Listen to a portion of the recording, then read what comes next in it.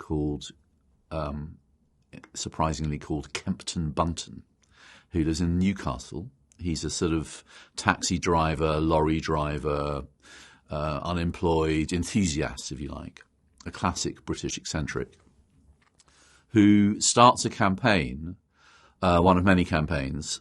This one is for free TV licenses for old age pensioners. So he goes out on the streets, he tries to gather signatures, etc., etc., etc., and comes up against a bit of a brick wall. And in fact goes to prison for a couple of weeks because he refuses to pay his own TV license. So in the story, he steals a very famous portrait of the Duke of Wellington from the National Gallery in London. And this is the only time in its history, before or since, that anyone has stolen anything from the National Gallery. He takes the painting, he puts it in the back of his cupboard in the back bedroom in Newcastle, and he sort of holds it to ransom. And he sends sort of ransom demands anonymously in oblique and eccentric letters, both to the newspapers and to the government, saying, I will give you back this painting if you give this money to charity. He then gets rumbled through circumstances too complex to explain, and he then has to take the painting back. It's a great British story.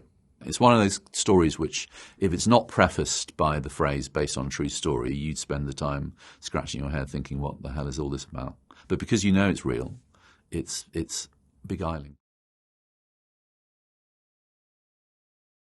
I read it a bit like an Ealing comedy. It felt very much within the family of those great films from the early 60s, the films that were being made during the course of our story, because it's about a small man telling truth to power.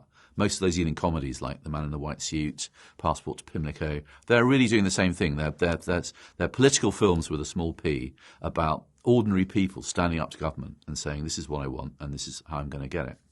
And in line with those Ealing comedies, it has this wonderful tone, which is not a kind of knockabout comedy, and it's not a farce, but it's light-hearted, it's comedic, it has moments of pathos and drama, but it is full of laughs as well. I think the writers, Clive and Richard, have done the most marvellous job in finding this equilibrium between fun and fact.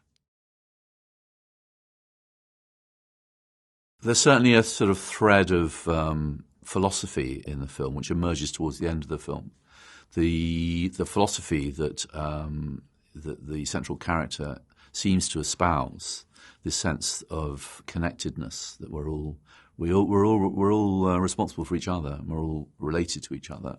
Obviously, in these current climates, that feels particularly appropriate. Kempton Bunton is a rascal. You know, he's not a heroic hero. He's a rascal. We see him steal flowers to put on his own daughter's grave because he's too mean to buy any. We hear that he's nicked loads of toilet roll from the local pub. You know, he's a rascal. Don't get me wrong. He's not like Nelson Mandela at all.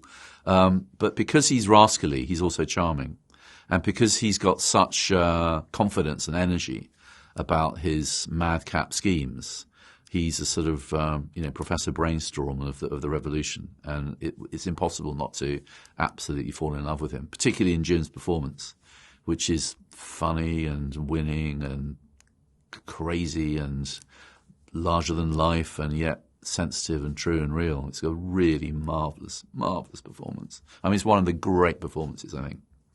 I think he's one of those people who's a sort of an eternal activist, and we need those people. We need those people in all cultures, those people who are constantly a bit of grit in the shoe of authority, and constantly questioning everything that's thrown at them. Even I was surprised by how transformational Helen was, how prepared she was to get out of the Queen's clothes or Catherine the Great's clothes into these, she was wearing padding. She described her, we talked a lot about her walk. She wanted to walk like a kind of broken boxer, you know, with these sort of rounded shoulders and these drooping forearms.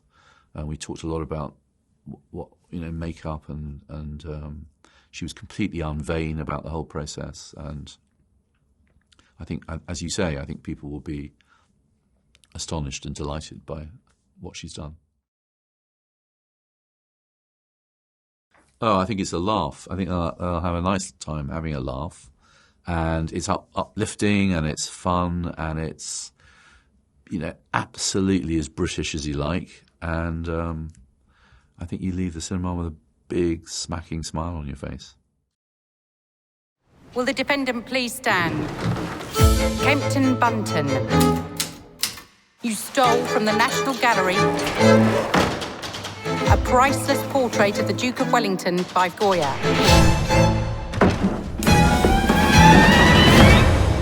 Not very good, is it? We're convinced that the Goya has been stolen by a highly professional international criminal gang. Almost certainly a trained commando. You all right? Bit of biscuit. I can explain. Shock, yes, I'm shocked there's a stolen masterpiece in my wardrobe. For what? Charity. What's he actually asking for? All people should have free television viewing. I'm living with a madman. I'm tackling social injustice. I'm like Robin Hood. You're an idiot. The taxpayer paid for that painting. They could have given thousands to war widows and pensioners. It's for the greater good of mankind.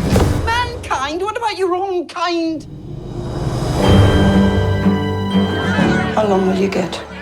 I don't know. 10 years. You could have told me. We could have dealt with it together.